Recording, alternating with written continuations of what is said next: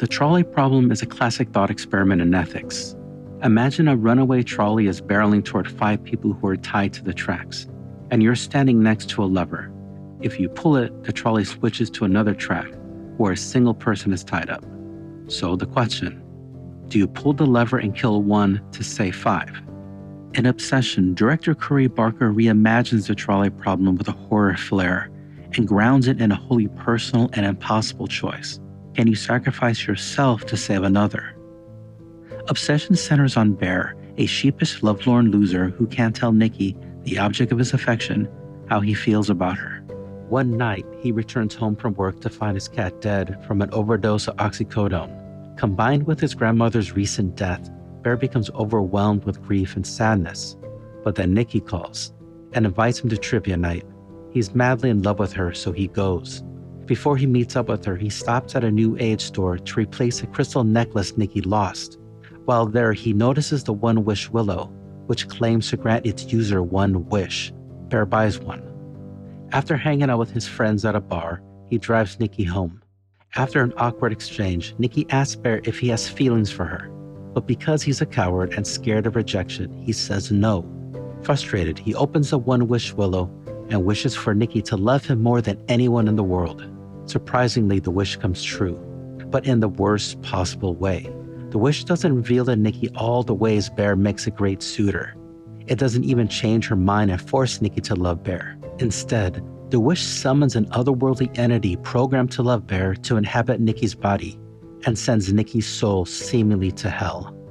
So Bear doesn't really get what he wants.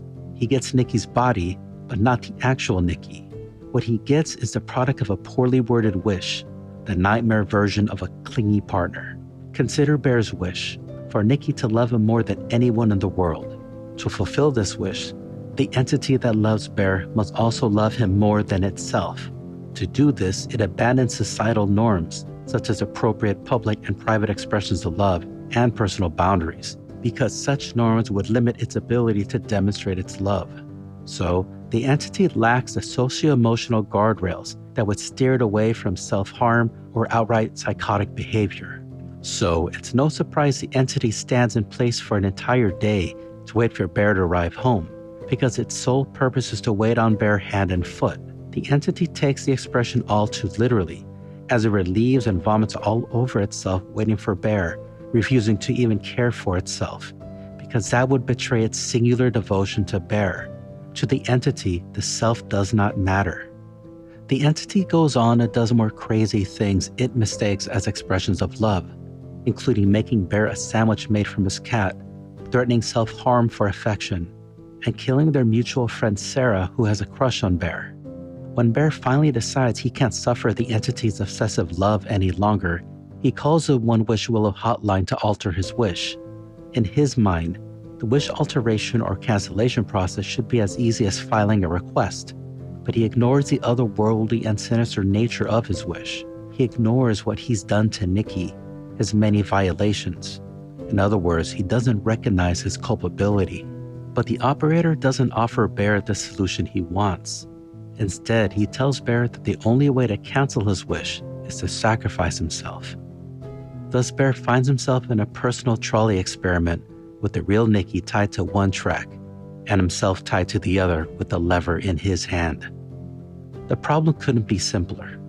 To save Nikki from the harm he caused, all Bear has to do is pull the lever, yet he can't, because in his mind he did no wrong. Thus, he's unwilling to pull the lever and send the metaphorical trolley barreling toward himself, even though he tied Nikki to the tracks in the first place. When the operator asks Bear if he would like to talk to Nikki, the operator transfers the line to Nikki, and all you hear is Nikki's agonizing scream, presumably from the hell he sent her to. This moment crystallizes what Bear has done. He made a skewed Faustian bargain, but instead of sacrificing his soul in exchange for love, he sacrifices Nikki's. The central question now becomes whether Bear will do the right thing and sacrifice himself to save Nikki. The answer is no. Even with the knowledge that he's damned Nikki to hell, he prioritizes self-preservation and tries to weather the entity. When that inevitably fails, he seeks a loophole to undo his wish while avoiding death. He tries the easy fix and buys 2 more Wish Willows. But the first one doesn't work because he's unable to snap it in half to effectuate the wish. So he runs to his friend Ian, gives him the One Wish Willow, and asks him to undo the wish. But Ian thinks he's crazy and makes a mock wish for $1 billion instead. With one last One Wish Willow, Bear rushes back home to try to convince the entity to undo the wish. There he finds Sarah's corpse and the entity threatening to end herself. Ian makes the unfortunate move to storm into Bear's living room, which leads the entity to shoot him in the head. At that point, Bear steals the gun from the entity and flees to the bathroom, where he realizes what he has to do. But this decision is not an act of noble self-sacrifice. It's a means to end his misery, not to save Nikki. So he puts the gun in his mouth and then chickens out. The violence of it all is too much to bear. But then he remembers the oxycodone, his cat's death, and figures that would make a less painful option. Shortly after swallowing the pills, he chickens out again and starts to induce vomiting. As he does this, the entity snaps the last One Wish Willow and ostensibly wishes for Bear to reciprocate her love. Entranced, Bear forgets about the oxycodone he just ingested, leaves the bathroom, and embraces the entity. The oxycodone does its magic soon thereafter, which frees Nikki's soul. But Bear does not die saving Nikki. He dies because the entity prevented him from saving his own life.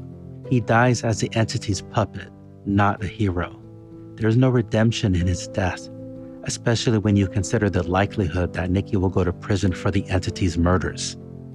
Director Curry Barker argues that most people will not rise to the occasion and perform truly selfless acts. They are Bear. They will do anything to ensure self-preservation. They will ignore the trolley lover and allow others to suffer the consequences of their actions. If you enjoyed this video, like and subscribe for more film analysis. Until next time.